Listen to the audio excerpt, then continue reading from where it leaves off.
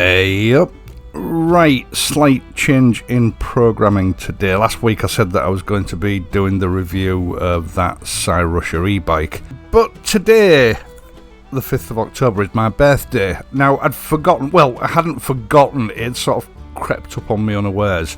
And of course, traditionally on this channel, when it's my birthday, I always put some sort of oddball video up. Something that just pleases me, because if you can't please yourself on your own birthday, when can you please yourself? Now, I almost made this video last year on my birthday, but in the end I did something else instead. And it's the answer to a frequently asked question, something that's always popping up in the comments. You know, how do you persuade your wife to let you have so many bikes? Or even, how do you persuade your wife to let you have a bike? In fact, this particular subject has so many derivatives I wouldn't know where to start listing them all. But yes, I fully understand where people are coming from. Sometimes you can meet a certain amount of resistance from your partner when you decide you want to buy a motorcycle. And buying a motorcycle without your partner's approval, let's face it, can turn what should be an enjoyable experience into a harrowing experience. What with the guilt, disapproval and general behavioural and verbal backlash that's likely to ensue. Now, for younger viewers, I'm not going to deal with the situation where you're still living with your parents and there's resistance to you getting your first motorbike. That's a whole different can of worms. And obviously, I can only comment in relation to, a man dealing with his female partner when looking to buy a bike. Because I'm a man and I've only ever lived with females, funnily enough. Now, I can only comment really on what I've found works for me over the years. And I'll be honest, there are times in my youth when I got it horribly wrong. I've learnt from my own mistakes. Having said that, everybody's different and the dynamics of all relationships are different. So although I believe this advice will stand you in good stead for most people in most relationships, it might not work in all relationships. And to be honest, it is just common sense. Now, obviously, the best way of avoiding this scenario is not to get married and not to cohabit with anyone. That way, you're the master of your own destiny and you can do pretty much whatever you like. But I'm guessing that if you're watching this video, that opportunity has been and gone. So let's get on.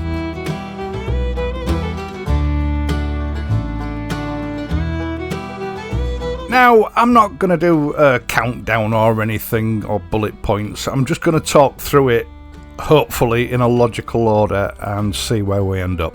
Now, the way I view it is that a relationship is a contract, a social contract. And by and large, people expect to get as much out of a relationship as they put into it. Or at least that's the ideal. So, first things first, especially if you're a younger man in the early years of adulthood, and relationships and everything that goes with that, strive to be the best man you possibly can be, especially where your job and your income is concerned. Now, these are sort of common ethics that are drilled into us by our parents, hopefully, but it's amazing how many young guys get this wrong. And some continue to get it wrong until they're, approaching old age. I'll give you an example. During my teenage years, there was a guy that sort of came into my social group, and we sort of remained friends up until about 10 years ago. Now, when he left school, he learned a trade, he went through an apprenticeship, and it was a good trade with the potential for earning a lot of money. Now, in his younger days, I never really worked out what the problem was, but the crux of it was that he was work shy, he was unreliable. He never seemed to hold a job down for longer than a year, 18 months. Then he'd have long periods of being unemployed, then he'd get another job, and then the whole pattern would sort of repeat itself again. And it was the same with girlfriends. He never seemed to be able to hang on to a girlfriend for more than about a year before they just got wise to him and dumped him. But he never learned from that. It got to a point eventually where his job prospects were nil, so he decided to go self-employed. Now, at the time, I thought that was a really good move because you become responsible for yourself. You have to make it work. when you're self-employed. And, self-employed in the trade that he was in was an amazing money earning potential. And the only way that he was actually able to go self-employed was through support from his then girlfriend, who stuck with him for an amazing length of time, really. She supported him until he got the business on its feet. He got a few sort of contracts with companies, started to build up a reputation with private clients. I don't think that lasted more than about 2 years, and then he just fell back into his old ways. His partner was a motivated girl. She'd worked her way up through her career. She was earning good money, and he decided that he didn't really need to earn that much. He could just live off her wages, and that's what he proceeded to do. He'd take private jobs on and then fail to turn up. He'd get halfway through jobs and then stop turning up, leaving people in the lurch. He got a bad reputation, and in the end, his average working day, he would leave his house to start work at 10:30 in the morning, and he would be back at home watching cricket by 2 or 2:30 in the afternoon. He wasn't earning a quarter of the money that he should have been earning in the job that he did. And she would often confide in me that he was driving her to distraction. He was hardly putting any money into the upkeep of the house and the running costs of the house. But whatever money he did earn, he was just spending frivolously on his little hobbies and pastimes, leaving her to pretty much foot the bill for his lifestyle. Understandably, this led to resentment from his partner, and his selfishness resulted in the relationship breakup. He lives alone now, and he's sort of doing okay, although his attitude to work hasn't changed. And financially, he's pretty much back where he was as a younger man. And because of that arrogance and selfishness, he's also bent through a lot of friends, me included. So the moral of that story is, if you want the good things in life, if you want to be able to buy a motorcycle, you've got to be pulling your weight financially in the relationship. Your house financially has to be in order, with your mortgage, your rent and your bills paid and surplus cash in the bank every month. Because you wanting to purchase a motorcycle is definitely going to cause friction if it's going to be to the detriment of the financial security of the household. I know I'm going on about this bit quite a lot, but it's an important part of a purchase decision. And it's amazing how many guys, especially young guys, get it wrong. Don't forget, your partner or your wife are working as well. They've got a right to expect some surplus cash for their own use, for their own enjoyment. So, in that respect, in the run-up to you sort of broaching the subject with her, take that into account and be prepared to change your expectations of what sort of motorcycle you might be able to afford. Be sensible and realistic. Don't run away with the idea of buying a £15,000 Caddy when really all you've got is the money perhaps for a new Interceptor or even a second-hand motorcycle. But that's not all there is to it.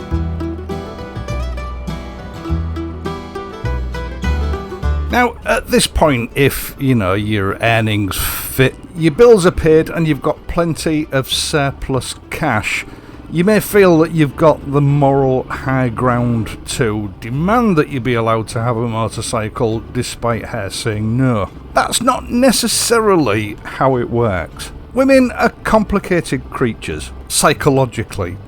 Or at least they seem that way to men. Now, I've come to the conclusion over the years that men and women, psychologically, their brains are hardwired very differently. A man's behaviour and thought processes tend to run around logic and need. A woman's thought processes tend to run around emotion. And that's why, to men, women often seem to be a bit of a mystery, but they're not really. A woman likes to feel valued and appreciated. So generally in a relationship it pays to be attentive. Now, I don't mean that you have to embrace your female side. That's a 1990s construct which I think has caused more damage to relationships than anything else. Women prefer men who act like men, and I think chivalry is the key word here. Day to day, during the course of your relationship, take the time to listen to her problems and, if you can, offer considered, calm advice. Put a little bit of time to one side every day to look after her. Just the little things, a cup of coffee first thing in the morning, making sure that the kitchen's clean when she gets in from work. These things are a form of non-vocal communication that let her know that you are looking after her. She is appreciated. Little things that can make a big difference when the question of you buying a motorcycle might pop up. Always try to be accommodating when she wants to spend some money on something, like buying a new car or decorating a room that you don't really think needs redecorating. And always be there to offer some financial assistance if that's going to help her. After all, a relationship is a two-way street. And take her out and treat her as regularly as you can afford to. Women cannot resist handbags, shoes and perfume. You don't have to spend a fortune, but it shows her that you care and appreciate her. Again, it's just little gestures that she'll remember. A word of warning though, don't buy her clothes. That could mean you spending an entire day in ladies' clothing shops while she tries different garments on. And inevitably it leads to you telling lies to her. No, darling, of course that doesn't make you look fat.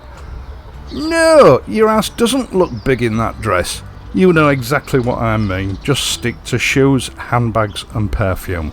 These gestures make a woman feel valued and appreciated, and they are both very powerful emotions. Now obviously you should only do these things if you're financially in a position to be able to do it.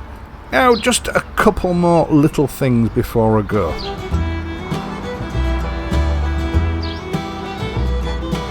All these things will go a long way to stand you in good stead for when the day comes for you to pop the question about you having a motorcycle, or really any other expensive item for that matter. You may feel quite rightly that you've earned the right to acquire something that you really want, but that counts for nothing if you're not honest and open about this prospective purchase.